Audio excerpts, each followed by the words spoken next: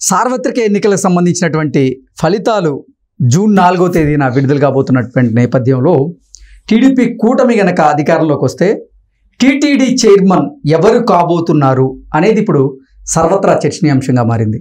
ఈ మధ్యకాలంలో కంభంపాటి తిరుపతికి వెళ్ళి స్వామివారిని దర్శించుకున్న తర్వాత తిరుపతిని మేము మళ్ళీ డెవలప్ చేస్తాం అంటూ ఆయన స్టేట్మెంట్ ఇచ్చినటువంటి నేపథ్యంలో ఖమ్మంపాటి టీటీడీ చైర్మన్ పదవిని ఆశిస్తున్నారా అనేటువంటి వార్తలు కూడా ఇప్పుడు సోషల్ మీడియా వేదికగా చక్కర్లు కొడుతున్నటువంటి నేపథ్యంలో ఈ అంశానికి సంబంధించి మనతో మాట్లాడేందుకు ప్రముఖ రాజకీయ విశ్లేషకులు, ప్రముఖ సీనియర్ జర్నలిస్ట్ సిఎస్ రావు గారు మనతో ఉన్నారు. ఆయనతో మాట్లాడదాం. సార్ నమస్తే. సార్ నమస్తే సార్. ఒకవేళ కనుక ఆంధ్రప్రదేశ్లో టీడీపీ కూటమి అధికారంలోకి కనుక వస్తే టీటీడీ చైర్మన్ ఎవరు కాబోతున్నారు అనేది ఇప్పుడు సర్వత్రా చర్చనీయాంశంగా మారింది. కొంతమంది ఏమో ఖమ్మంపాటి కాబోతున్నారు అంటూ చెప్తున్నటువంటి నేపథ్యంలో ఆయన కూడా ఈ మధ్యకాలంలో తిరుపతి వెళ్ళి కొన్ని వ్యాఖ్యలు చేశారు. మేము అంటే టీడీపీ కనుక అధికారంలోకి వస్తే తిరుపతిని మళ్ళీ డెవలప్ చేస్తాం తిరుమలని అంటూ ఆయన చెప్పిన నేపథ్యంలో ఏంటి ఆయన ఆ పదవిని ఏమన్నా ఆశిస్తున్నారా అనేటువంటి వార్తలు కూడా వినపడుతూ ఉన్నాయి. వీటి మీద మీ విశ్లేషణ ఏంటి? సో ఒకటి ఏంటంటే, ఎప్పుడు తెలుగుదేశం పార్టీ అధికారంలోకి వచ్చినా తిరుమల తిరుపతి దేవస్థానం చైర్మన్ పదవి అనేది ఒక హాట్ పదవిలాగా కనిపిస్తుంది. ఇప్పుడు వైసీపీ ఉంది, వైసీపీ అధికారంలోకి వచ్చినప్పుడు తిరుమల తిరుపతి దేవస్థానం చైర్మన్ పదవికి 2-3 పోటీ పడ్డారు. మనకు కనిపించిన వైవి సుబ్బారెడ్డి, ఇలా కరుణాకర్ రెడ్డి, వీళ్ళు తప్ప పెద్దగా పోటీ కనిపించలా.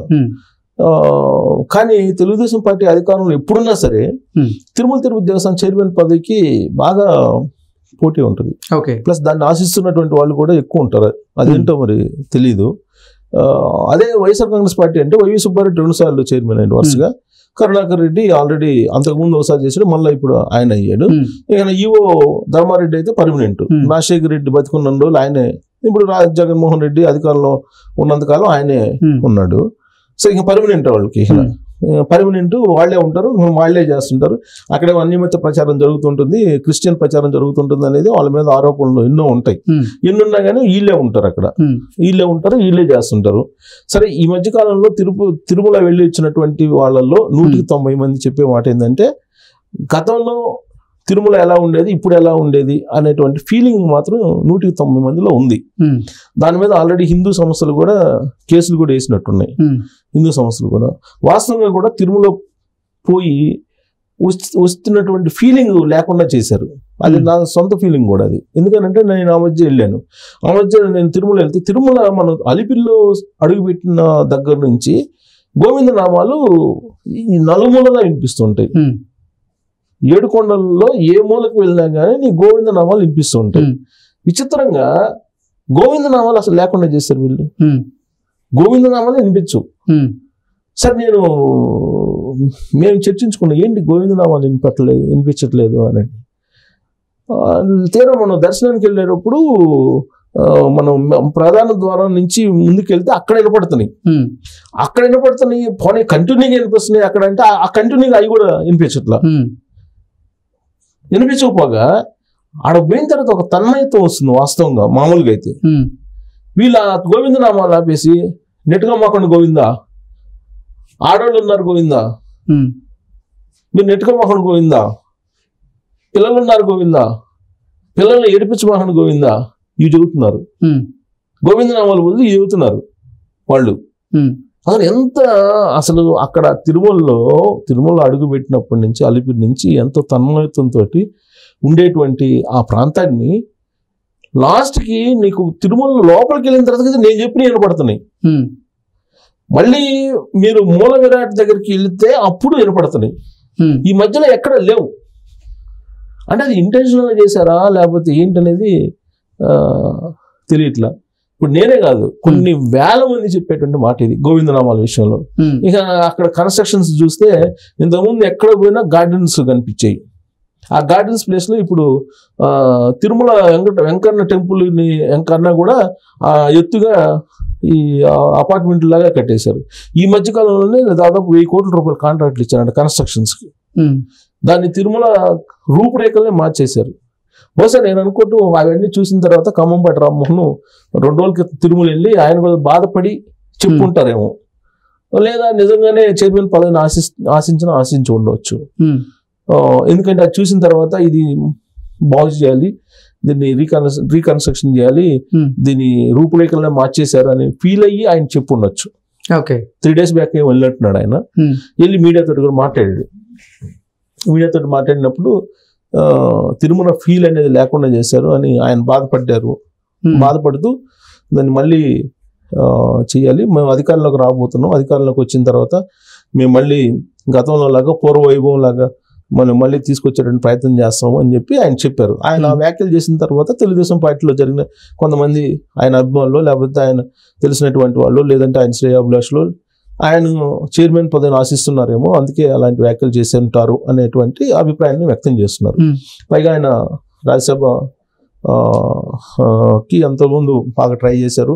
ప్లస్ తెలుగుదేశం పార్టీలో జాతీయ రాజకీయాల కోఆర్డినేటర్గా పనిచేశారు ఆయన జాతీయ రాజకీయాల్లో కూడా మంచి లాబింగ్ ఉంది.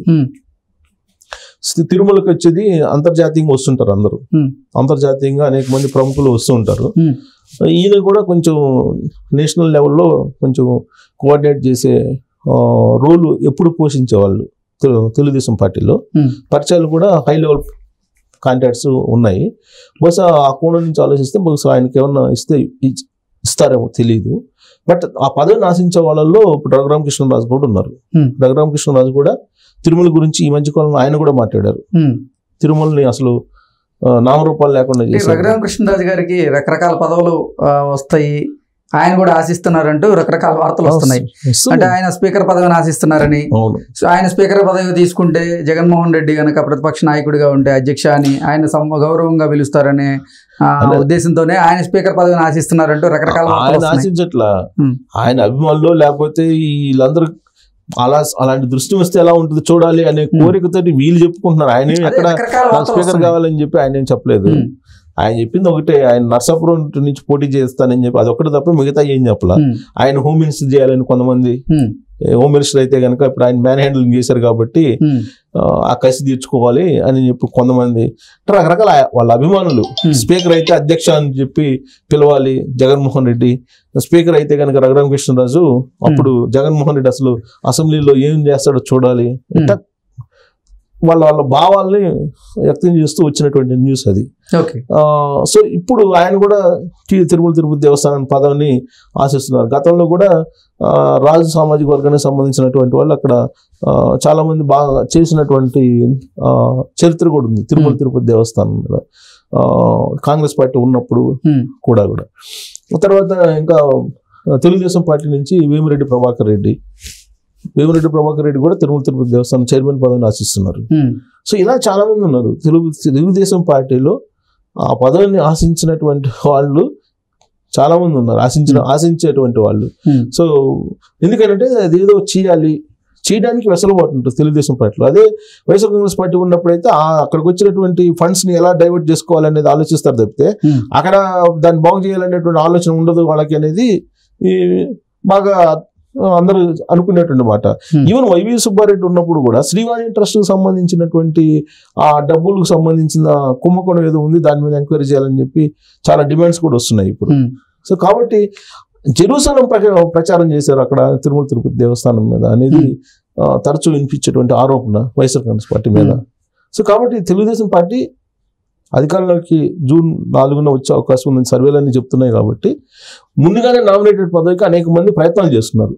సో అందుకే బహుశా వీళ్ళంతా ఒక్కొక్క కర్చీఫ్ అలా వేసి పెడితే బై ఛాన్స్ తగలచ్చేమో అనుకోవచ్చు ఖమ్మం పార్టీ, లేకపోతే ఇంకొకళ్ళు అందరూ.